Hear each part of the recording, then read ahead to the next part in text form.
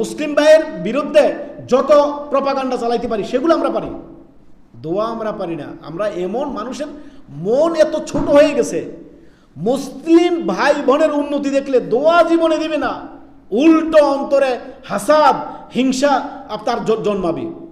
চিন্তা করেন তো, আপনি যদি আপনার কোনো মুসলিম ভাইয়ের ধন সম্পদ, ছেলে মেয়ে, স্ত্রী পুত্র, তার উন্নতি দেখে যদি আপনি হিংসা করেন, কি করবেন? আপনি কোনো লাভ করতেছেন? উল্টো নিজের অন্তর জ্বালা আপনি ভুগবেন, অন্তরের রোগে আপনি ভুগবেন। সুবহানাল্লাহ। যদি আপনি দোয়া করতেন তার জন্য, মনটা অনেক প্রশস্ত হতো আপনার, এবং আপনি নিজেও শান্তি পেতেন। এখন উল্টো আপনার হিংসা করে অশান্তিতে ভুগতেছেন আপনি। এটা আমাদের স্বভাব, যে কোনো কারোর উন্নতি দেখতেছে, কেউ উপরে উঠতেছে না, তাকে টেনে নামাও। এটা কখনো মুমিনের চরিত্র হতে পারে না, মুমিনের চরিত্র হতে পারে না। নবী সাল্লাল্লাহু আলাইহি ওয়াসাল্লাম কি বলেছেন?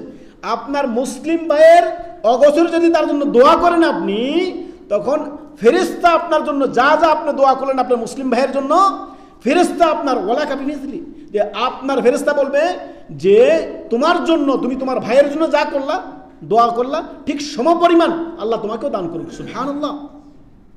সহিহ মুসলিমের হাদিস, 2732 নম্বর হাদিস।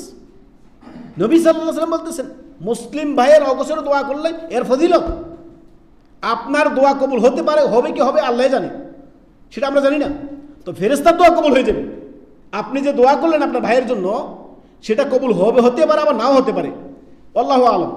তবে ফেরেশতার দোয়া আল্লাহ ফিরাবেন না। সুবহানাল্লাহ। অতএব ফেরেশতার দোয়া আপনি পেয়ে গেলেন। আপনি যদি ফেরেশতার দোয়া পেতে চান, মুসলিম ভাইয়ের অগোচরে দোয়া করতে শিখুন তার জন্য। কেন এত হিংসা অন্তরে কেন জমা রাখতেছেন? কেউ যদি উন্নতি করে, কেউ যদি আপনার থেকে একটু এগিয়ে যায়, আলহামদুলিল্লাহ, আল্লাহ তাকে, তার রিজিক সে খাচ্ছে, তার রিজিক সে খাচ্ছে, সে আমার রিজিক তো নিয়ে যাচ্ছে না, তাই না? আমাদের দেশে দেখবেন কেউ বাড়ি গাড়ি করতেছে, হিংসায় শেষ, হিংসা অন্তরের ভিতরে। আপনি দেখেন আপনার পাড়া প্রতিবেশী কেউ একজন উন্নতি করতেছে, একটু উন্নতি করলে তার পিছনে লেগে যাও, বাস তদন্ত করা শুরু করে দাও। ইয়া রাব্বুল আলামিন। দেখেন, যে তো উন্নতি করতেছে সে জানছে তার উন্নতিটা কিভাবে হচ্ছে, তাই না? সে যদি ভালো পথে করে থাকে আলহামদুলিল্লাহ, আর অন্যায় পথে করলে সে তার জবাব দিবে। আপনার সমস্যা কি? সমস্যা তো আপনার না।